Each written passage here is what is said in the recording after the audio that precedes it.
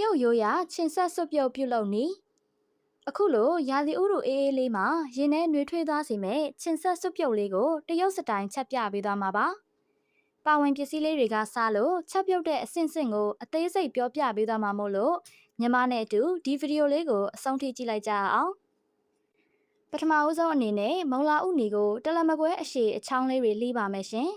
ပြီးရင်တော့ရေစိမ်ထားတဲ့မှုကြောက်တွေကိုအညာဖယ်ပြီးအချောင်းလေးတွေလှီးပါမယ်မှုကြောက်အစားလက်ဆက်တဲ့မှုအပ်မှုဒါမှမဟုတ်ငွေနှင်းမှုတွေကိုလည်းအစားထိုးသုံးနိုင်ပါတယ်နော်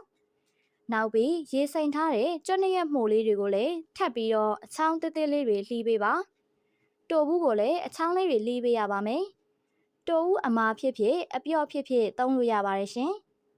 ကြက်ဥတစ်လုံးကိုလည်းခပ်ဖွားဖွားလေးခလောက်ထားပေးပါအသားအနေနဲ့ကတော့စွပ်ပြုတ်ထဲမှာစားရတဲ့အသားအရသာကိုပို့ကြိုက်လို့ကြက်ရင်အောင်သားကိုပဲသုံးထားပါတယ်ဝတ်သားသို့မဟုတ်အမဲသားကိုလည်းအစားထိုးသုံးနိုင်ပါတယ်ရှင်ကြက်သားကိုအသားမြင်အတိုင်းအချောင်းလေးတွေလှီးပြီးရင်တော့ဂျင်းနှုတ်စင်စားပြောင်းမှုမှုံရေအနှဲငယ်တို့နဲ့နေပါမယ်ပြီးရင်တော့စွပ်ပြုတ်ထဲထည့်တဲ့အခါအသားတွေပူးကပ်မသွားအောင်လို့စီလေးနည်းနည်းထည့်နေပေးရပါမယ်နောက်ဆုံးအနေနဲ့စွပ်ပြုတ်ရည်ပြစ်ပြစ်လေးဖြစ်နေစေဖို့အတွက်ပြောင်းမှုမှုန့်နဲ့ရေကိုရောဖြော်ရပါမယ်။ကဲအားလုံးအစင်းသင်းဖြစ်ပြီဆိုတော့စချက်ရအောင်။ပထမဆုံးအိုးရဲကိုကြက်ပြုတ်ရည်ထည့်ပြီးစူအောင်တည်ပါမယ်။အပြင်ကဝယ်တဲ့ကြက်ပြုတ်ရည်ကိုသုံးမယ်ဆိုရင်စားမပါတာကိုသုံးပေးပါ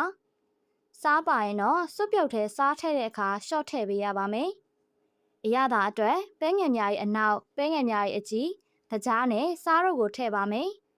ပြီးရင်တော့စောစောကလှီးထားတဲ့မှုန်နဲ့မုံလာဥနီအချောင်းလေးတွေထဲအိုးအဖုံးပိတ်ပြီးစူပွက်လာတဲ့အထိတည်ပေးပါစူပွက်လာပြီဆိုရင်တော့ကြက်သားတွေကိုထည့်လို့ရပါပြီကြက်သားတွေအချင်းချင်းကပ်မသွားအောင်ထည့်ချင်းမှာပဲချက်ချင်းမှွေပြီးခွဲပေးဖို့လိုပါတယ်နော်စွပ်ပြုတ်ရထက်ဆူလာရင်တိုဦးလေးတွေကိုဖြည်းဖြည်းချင်းထည့်ပေးပါတိုဦးတွေမကြေအောင်လို့ဖြည်းဖြည်းချင်းမှွေပေးပြီးဟင်းရည်ပြန်ဆူလာမဲ့အချိန်ကိုခဏစောင့်ပါမယ်ဟင်းရည်ဆူလာပြီဆိုရင်အစောကဖြော်ထားတဲ့ပြောင်းမှုမှုန့်ရည်လေးထည့်ပါမယ်။ပြောင်းမှုမှုန့်လေးကအောက်မှာအနေထိုင်နေနိုင်လို့မထက်ခင်လေးမှာတေချာပြန်မှွေပေးပါ။အကုန်လုံးကိုတခါတည်းလောင်းမထည့်ပဲလေးပုံတစ်ပုံချင်းစီခွဲထည့်ပြီးဖြည်းဖြည်းချင်းစီမှွေပေးပါ။ဒါမှစွပ်ပြုတ်ထဲမှာအခဲတွေဖြစ်မသွားမှာပါ။ပြောင်းမှုမှုန့်ရည်များများထည့်လေစွပ်ပြုတ်ကပိုပြစ်လာလေဖြစ်တာကိုတွေ့ရမှာပါရှင်။အကုန်ထည့်ပြီးလို့ဟင်းရည်ပြန်ဆူလာပြီဆိုရင်တော့မီးပိတ်လိုက်လို့ရပါပြီမီးပိတ်ပြီးမှကြက်ဥကိုထည့်ပါမယ်ရှင်ကြက်ဥကိုရောက်ချိုစွန်းနဲ့လောင်းထည့်ပြီးစွပ်ပြုတ်ထဲကိုဇွန်းလေးနဲ့ဝိုက်ပြီးထည့်ပေးမယ်ဆိုရင်ကြက်ဥဘက်အလွှာလှလှလေးတွေဖြစ်သွားမှာပါထည့်ပြီးရင်10စက္ကန့်လောက်လုံးဝမမွေပဲဒီအတိုင်းလေးထားပေးပါနော်ကဲဒီရောက်တဲ့အထိချက်တာအားလုံးပြီးသွားပြီမဲ့ချင်ဆက်အရသာအတွက်ဘာမှမထည့်ရသေးတာသတိထားမိကြလားဟုတ်ပါတယ်လျှို့ဝှက်ချက်လေးကအဲ့ဒါပါပဲငရုတ်ကောင်းမုံနဲ့ရှာလကာရီကအပူပေးလိုက်ရင်အနံ့နဲ့အရသာတွေပြောင်းလဲသွားတတ်လို့စားကန်ဒီမှာထည့်ရတာပါဒါကြောင့်တောက်ခံဒီမှာဆန်ရှာလကာရီအမဲဒါမှမဟုတ်ရိုးရိုးရှာလကာရီနှမ်းစီနဲ့ငရုတ်ကောင်းမုံတို့ကိုမိမိစိတ်ကြိုက်ထည့်ပြီးမှွေလိုက်ပါဒါဆိုရင်တော့ဂရင်းမိန်စေပြီးနှွေးထွေးသွားစေမဲ့ချင်ဆက်စွပ်ပြုတ်လေးရပါပြီရှင်